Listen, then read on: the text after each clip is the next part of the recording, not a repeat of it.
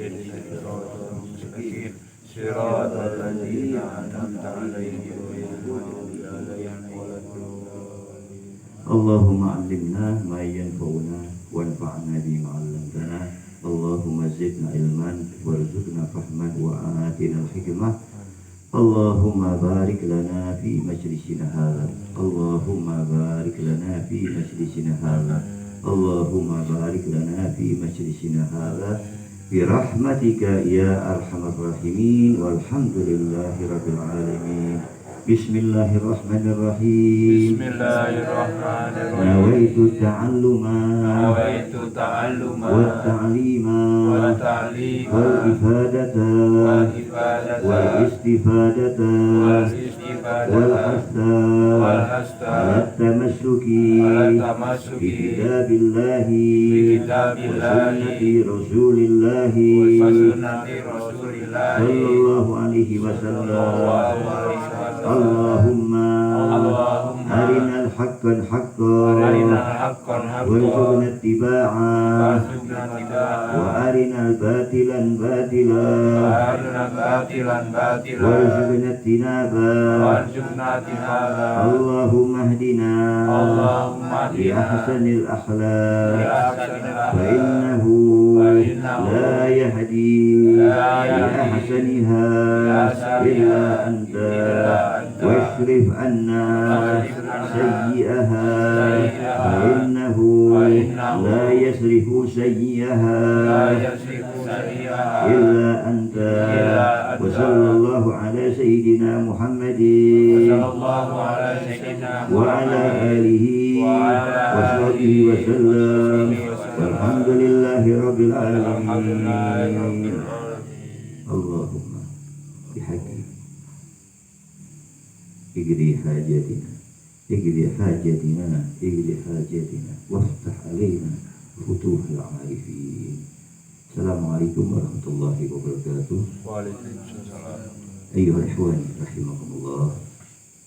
Para saudara-saudara sekalian, saya ucapkan minal aidin wal faizin, ya, musamihin, semoga terhapus rasa dendam kita, kesalahan kita yang ada di hati kita, buang semuanya. Minal aidin, yaitu semoga kita kembali, yaitu kembali kepada fitrah. Jadi kalau kita mengucap minal aidin, itu berarti kita kembali kepada fitrah. Fitrah kita dilahirkan oleh ibu kita dalam keadaan suci, tidak membawa dosa. Wal faizin, semoga kita masuk surga. Sebab orang yang beruntung, faiz itu orang beruntung yang nanti masuk surga.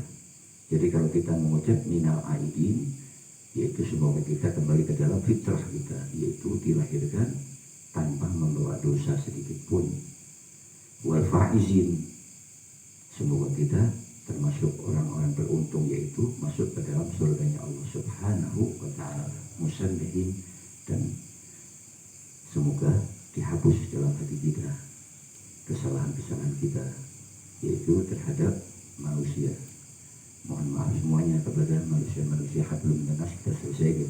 Kalau kita urusan kepada Allah Subhanahu wa ta'ala. Malam ini kita mulai ta'lim kembali. Kita benahi daripada tujuan kita ta'lim.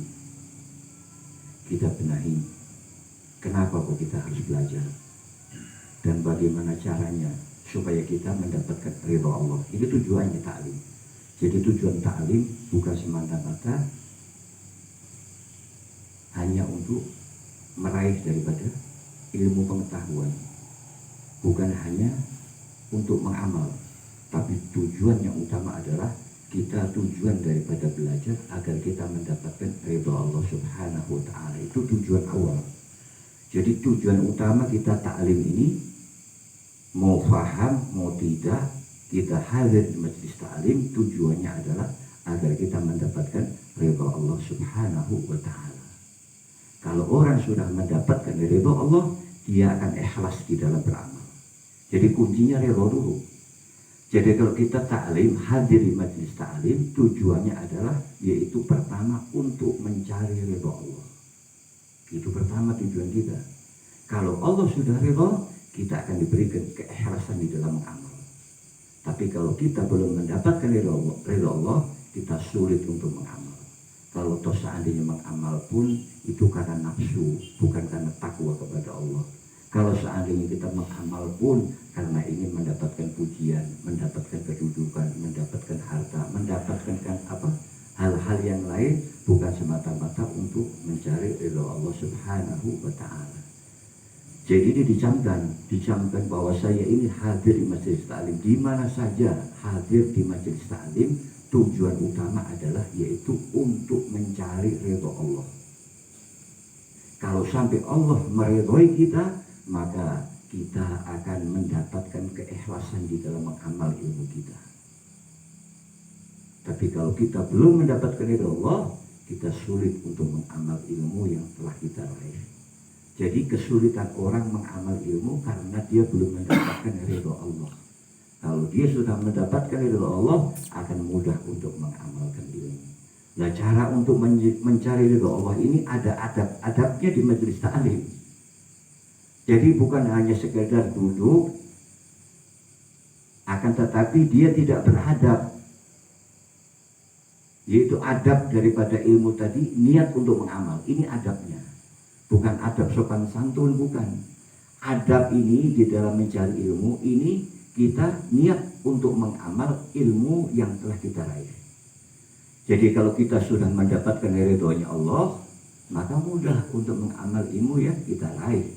Tapi kalau kita belum mendapatkan ridho Allah, dapat ilmunya, tapi susah untuk mengamalkannya.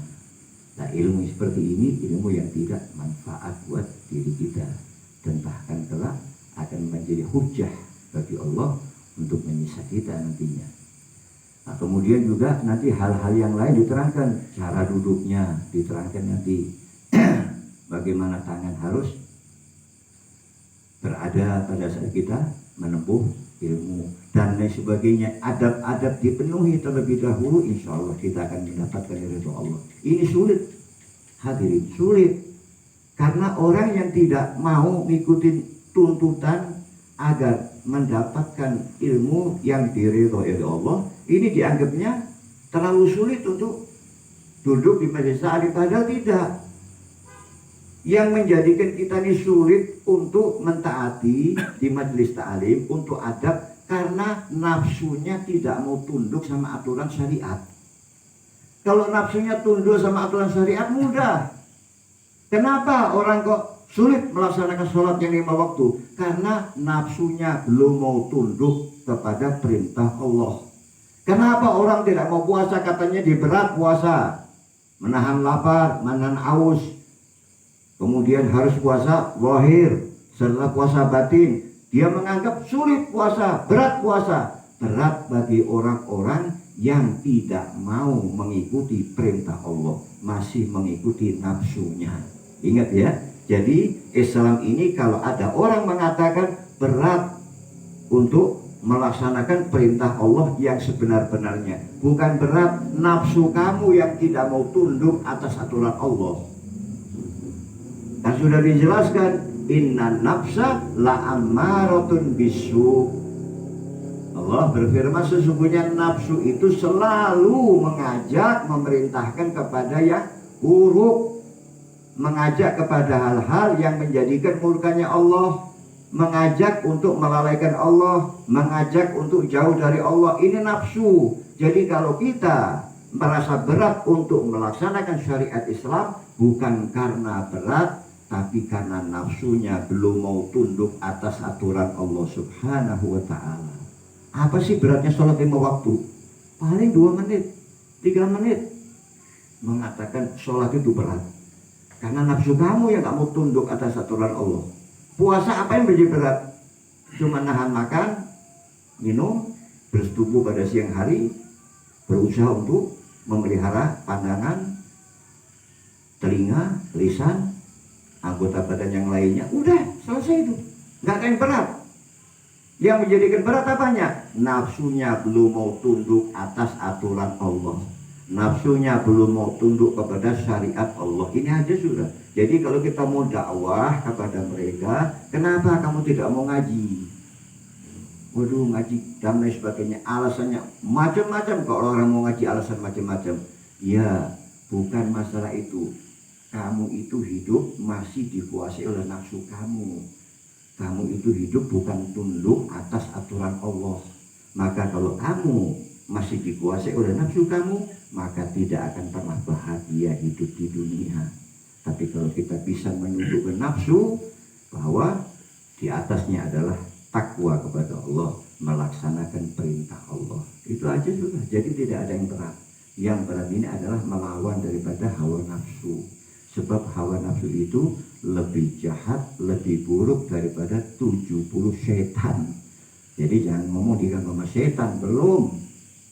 Nafsu aja masih lebih buruk daripada 70 setan. Ngalahkan nafsu kami aja belum bisa, mau ngalahkan setan.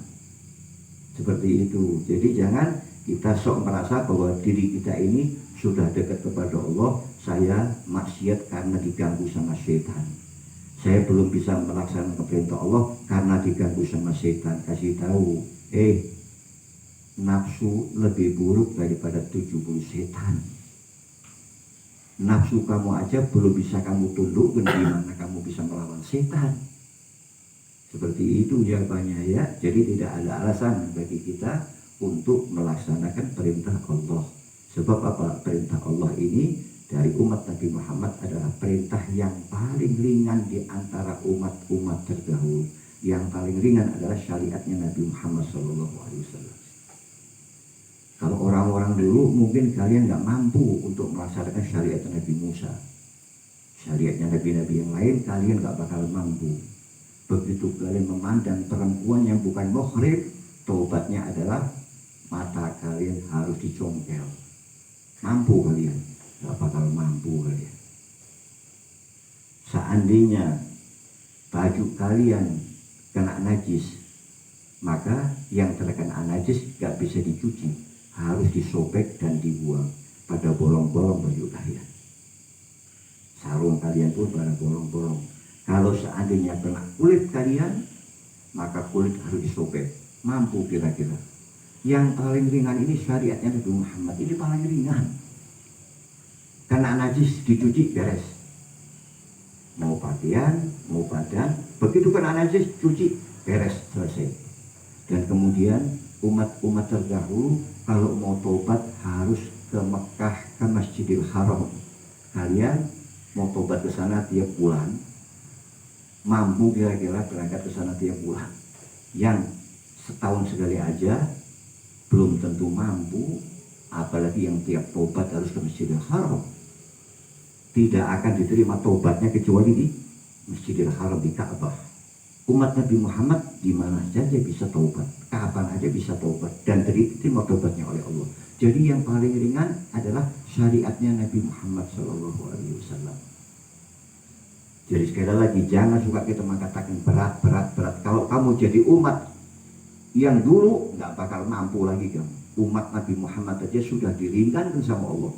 Sholat 50 waktu dijadikan 5 waktu oleh Allah. Masih kurang apa lagi kamu? Tobat di mana saja bisa bertobat. Najis dicuci dengan air, beres najisnya. Sholat di mana aja beres. Nabi Isa umatnya nggak boleh sholat kecuali di gereja. Nggak boleh sholat di luar gereja, nggak boleh. Umat Nabi Muhammad di mana aja. Mau di rumah boleh, mau di musola boleh, mau di masjid boleh, mau di lapangan boleh, mau di jalan boleh. Khusus untuk umat Nabi Muhammad. Umat terdahulu nggak boleh, harus ke gereja umat Nabi Isa. Umat Nabi Musa harus ke biara. Jadi kalau nggak ke biara tidak sah sholatnya. Kira-kira mampu kita. Sedangkan kita melangkah dari rumah ke masjid sudah berat sekarang. Apalagi harus nyari biara, harus nyari gereja. Lebih berat lagi, lebih parah lagi. Maka kita syukuri menjadi umat Nabi Muhammad SAW.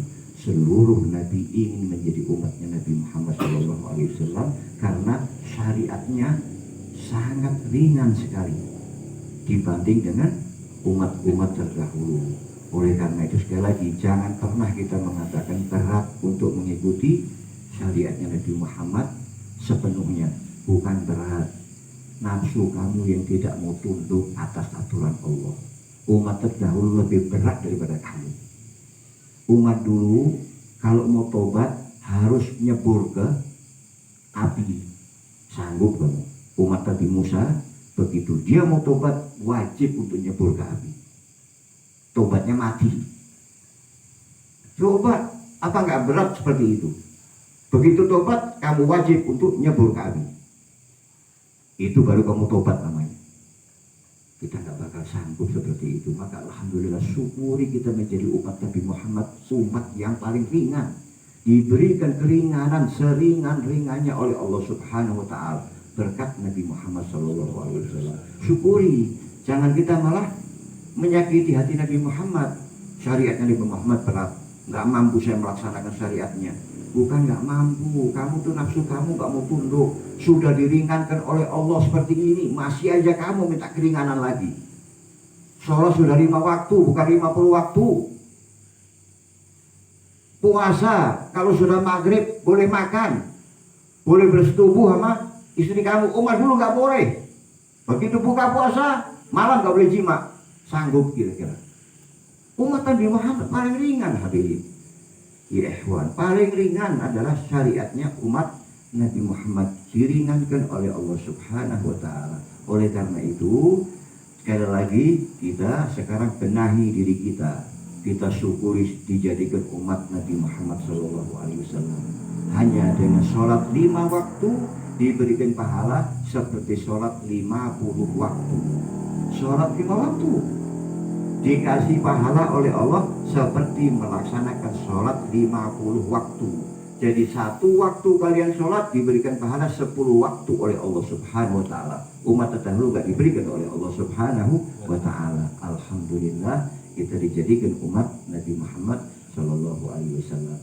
Maka kita senangkan hati baginda Rasulullah sallallahu alaihi wasallam menuntut ilmu, ikuti adab-adab beliau. Bagaimana supaya kita bisa meraih ilmu yang bermanfaat dan mendapatkan ridho Allah Subhanahu wa ta'ala. Bismillahirrahmanirrahim. An Anas bin Malik radhiyallahu anhu, dari Anas bin Malik dia berkata, qala Rasulullah sallallahu alaihi wasallam, baginda Rasulullah sallallahu alaihi wasallam bersabda, man ahabba ayyambura ila utaka illahi minan nar, barang siapa yang ingin melihat orang-orang yang dibebaskan oleh Allah dari api neraka. Kalau kalian ingin tahu siapa orang-orang yang dibebaskan dari api neraka itu, kata baginda Rasul, yaitu fal yandur ilal muta'allimi, maka pandanglah orang-orang yang hadir di majelis ta'lim. Ini wajah-wajah yang dibebaskan oleh Allah dari api neraka. Apa nggak ada yang kira-kira?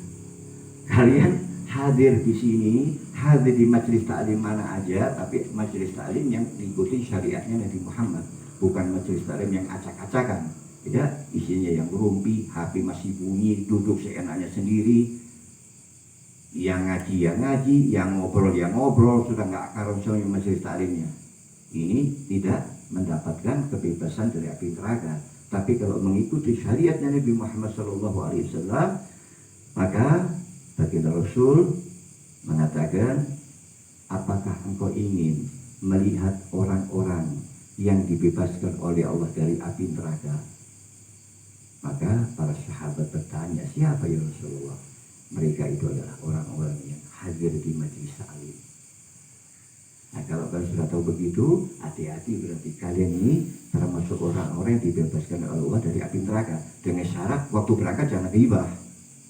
Kalau kalian berangkat dari rumah sampai jalan ghibah, gugur sudah, nggak jadi dibebasin dari api neraka kali sudah. Jadi dipegang, jangan sampai kalian bermaksiat ketika menuju majelis ta'lim. Hindari semua hal-hal yang menjadikan murkanya Allah. Udah datang ke majelis ta'lim, nggak usah ngobrol di jalan, udah itu insya Allah duduk di majelis ta'lim dan kalian akan mendapatkan yaitu terbebasnya kalian dari api neraka dan dibebaskan oleh Allah Subhanahu wa ta'ala. Masya Allah. nikmat umat Nabi Muhammad. Umat Nabi Muhammad nikmat. Dulu nggak ada majelis ta'lim. Majelis ta'lim khusus untuk umat Nabi Muhammad. Nabi Musa nggak punya majelis ta'lim. Nabi Nuh nggak punya majelis ta'lim.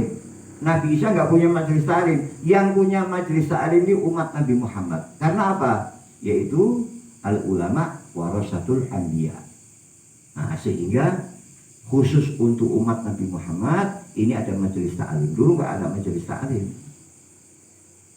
Zamannya Nabi Musa nggak ada majelis ta'lim. Zamannya Nabi-Nabi dulu nggak ada majelis ta'lim. Khusus untuk umat Nabi Muhammad ada majelis ta'lim. Beruntung kita dengan duduk di majelis ta'lim, mengikuti adab, tata krama yang disyariatkan oleh baginda Rasulullah SAW, maka kalian dijamin oleh Allah, kata baginda Rasul, itu adalah wajah-wajah orang-orang yang diangkat atau dibebaskan oleh Allah dari api neraka. Pertama ini. Jadi pertama kalian duduk di majelis ta'lim kalau pakai adab, tata krama, syarat-syarat yang ditentukan, kalian akan mendapatkan yaitu keuntungan kalian termasuk orang-orang yang dibebaskan oleh Allah dari api neraka. Ini yang pertama. Kemudian wawalladhi nafsu Muhammadin biyadi, demi yang diri Muhammad dalam kekuasaannya, yaitu maksudnya Nabi Muhammad itu dalam kekuasaan Allah, kita pun sama dalam kekuasaan Allah. Tapi Nabi Muhammad bersumpah, ini sumpahnya Nabi Muhammad SAW. Nabi Muhammad itu bersumpah. Kalau Nabi Muhammad bersumpah kira-kira di mana itu? Nggak bersumpah aja kita yakin, nggak bersumpah kita percaya. Ini Nabi Muhammad sampai sumpah ini karena saking penting-pentingnya dan tidak akan pernah bohong dan pasti akan diberikan oleh Allah Subhanahu wa ta'ala. Ma min muta'allimin yahtarifu ila dadil alim. Barang siapa yang belajar dan kemudian dia mondar-mandir dari rumah kalian menuju ke majelis ta'lim, pulang lagi dari rumah, terus begitu kan mondar-mandir.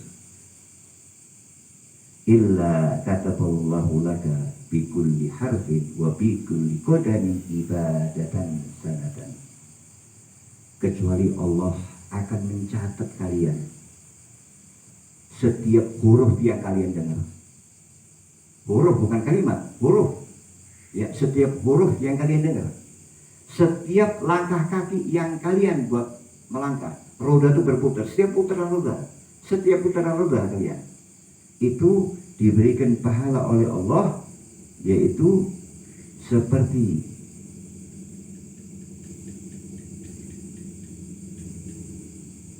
beribadah selama 1 tahun. 2. Kalian berapa langkah dari rumah kalian? Berapa ribu tahun kalian dibebaskan oleh Allah? Ibadah kalian terhitung ribuan tahun. Kalau niat benar, insya Allah kalian akan bahagia sudah. Asal kalian ikuti syaratnya untuk menuntut ilmu, kalian dapat dan kalian mendapatkan pahala. Yang kedua yaitu setiap huruf yang kalian dengar, setiap huruf itu sama dengan ibadahnya, yaitu setiap hurufnya 1 tahun. Setiap huruf, setiap langkah kaki kalian, setiap roda berputar, kalau naik motor atau naik mobil, setiap roda berputar, 1 putaran seperti ibadah 1 tahun. Kira-kira sayang nggak kalau kalian nuju majelis ta'lim di jalan maksiat, nuju majelis ta'lim sama ngerumpi? Kira-kira sayang nggak? Gugur semuanya. Maka banyak orang yang gugur nggak dapat apa-apa, Allah nyediakan pahala begini besar, kok nggak dapat apa-apa? Oh, mungkin salah waktu menuju majelis ta'lim. Mungkin dia ghibah, mungkin nyakitin orang, mungkin memandang yang bukan muhrimnya, disertai syahwat dan sebagainya. Nggak tahu di jalan apa sih, nggak paham sudah. Kalau kalian betul, insya Allah kalian akan diberikan kebahagiaan oleh Allah. Sebab ibadahnya seperti ibadah setahun. Setiap huruf, setiap langkah, demikian juga diberikan pahala seperti ibadah 1 tahun. Luar biasa, Masya Allah. Ini kedua. Ya. Kemudian yang ketiga, wa bana lahu bi kulli qadamin madinatan fil jannah. Dan setiap langkah kalian, ini Rasulullah yang janji, shadiqul wa'dul amin, janjinya benar Rasulullah. Dan dia bersumpah, baginda Rasul, setiap orang yang menuju ke majelis ta'lim, satu langkahnya akan dibangunkan satu gedung di surga oleh Allah. Masya Allah, luar biasa. Luar biasa, Masya Allah, Masya Allah. Orang tua kalian dapat, istri kalian dapat, anak-anak kalian dapat, kakek kalian dapat, buyut kalian dapat, semuanya. Luar biasa pahala yang disediakan oleh Allah. Karena apa? Kemuliaan daripada ilmu. Kemuliaan daripada ilmu. Nggak ada lain ini, karena kemuliaan ilmu ini diberikan oleh Allah.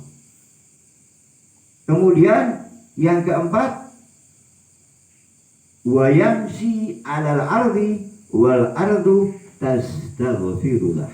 Yang keempat, setiap kalian jalan di atas bumi, mau pakai motor, mau jalan kaki, setiap kalian roda kalian dibawa jalan di atas bumi ini, maka bumi akan memohonkan ampun sampai hari kiamat. Masya Allah, luar biasa. Luar biasa, Masya Allah. Apa kira-kira nggak pengen kalian tiap saat hadir di majelis ta'lim kira-kira? Kalau melihat pahalanya begini besar, apa kira-kira nggak pengen untuk setiap saat saya hadir di majelis ta'lim? Dengan melihat pahala begini besar. Kalau dilihat ibadah kita, sholat kita begitu-begitu aja. Kadang-kadang nggak khusyuk. Puasa kita ya begitu-begitu aja. Ini ditemu. Ternyata dengan ibadah yang ringan, pahalanya disediakan oleh Allah begitu besar lantaran mulianya ilmu. Ini karena kemuliaan ilmu ini. Kemudian yang selanjutnya, yang keenam, wa yumsi wa yusbihu maghfurullah. Pagi dan petang kalian akan diampuni oleh Allah dosa-dosa kalian. Jadi kalau sekarang ini hadir sampai subuh kalian ini mendapatkan pengampunan Allah Subhanahu wa ta'ala. Kalau mendapatkan pengampunan, kalau kalian malamnya meninggal, ya husnul khatimah, itu ahli surga. Oh, kalian sudah diampuni kok. Tanpa memohon ampun kalian, tanpa beristighfar kepada Allah. Kalau kalian begitu hadir di majelis ta'lim, kemudian kalian pulang, maka satu malam tadi sampai subuh nanti kalian termasuk orang-orang yang telah diampuni oleh Allah Subhanahu wa ta'ala. Kalau kita meninggal, kita termasuk orang-orang yang mendapatkan ampunan dari Allah Subhanahu wa ta'ala. Jadi gampang banget masuk surga berarti. Gampang banget masuk surga, asal nafsu kita mau tunduk, ikuti syariat Nabi Muhammad. Selesai semuanya sudah. Nggak ada yang berat bagi kita. Nafsu aja yang belum mau tunduk sama aturan Allah Subhanahu wa ta'ala.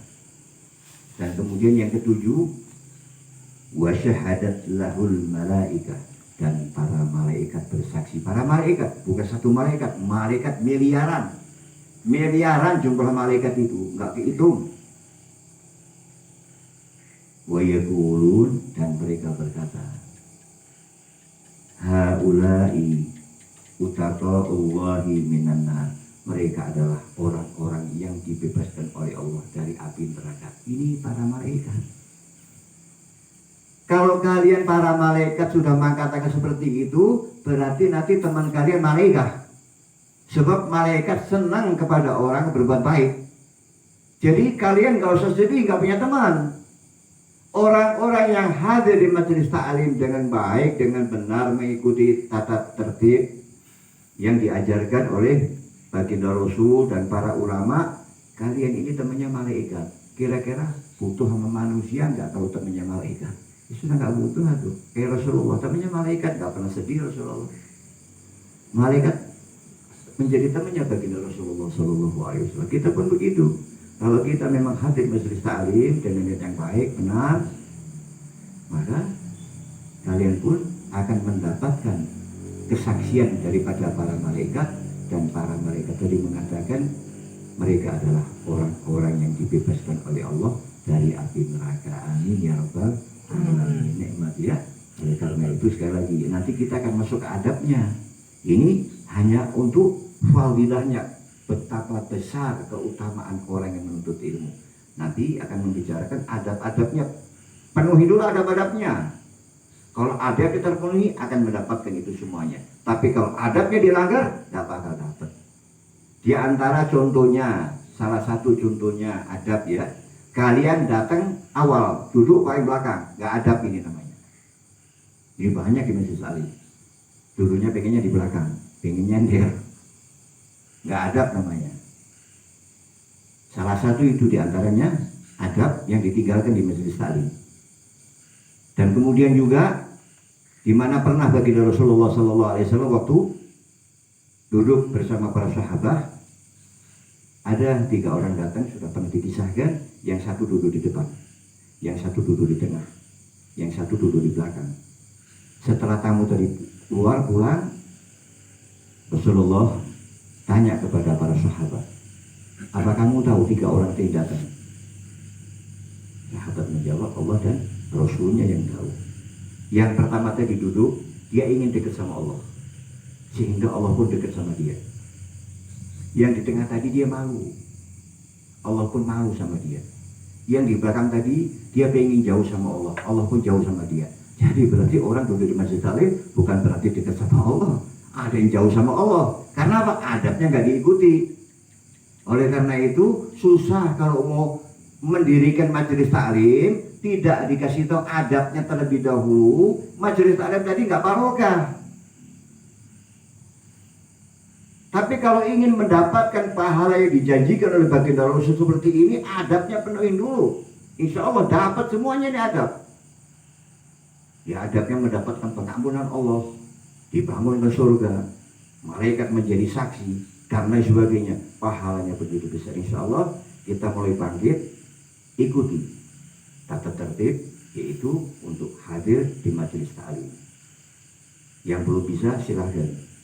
Kalau dia mengatakan majelis taklim coba pakai aturan, di mana aja di masjid itu pakai aturan, sama semuanya. Di jalan pun kalau kan nggak pakai aturan jadi tabrak nanti. Di jalan pun ya kalian jalan di trotoar, itu aturannya begitu manusia. Kalian jalan di aspal, ditabrak salah kalian nggak jalan di trotoar. Lampu merah kalian nggak berhenti, ya ditabrak sama yang lainnya. Lampu hijau berhenti. Jadi di mana aja kalau nggak pakai aturan celaka mesti sudah. Di mana aja, mau di jalan, mau di masjid, mau di majelis taklim, mau di mana aja kalau nggak pakai aturan, nggak pakai tata tertib, ya sudah isinya musibah semua, celaka semuanya. Jadi kasih tahu, bukan karena berat untuk hadir di majelis taklim, bukan karena berat untuk melaksanakan perintah Allah.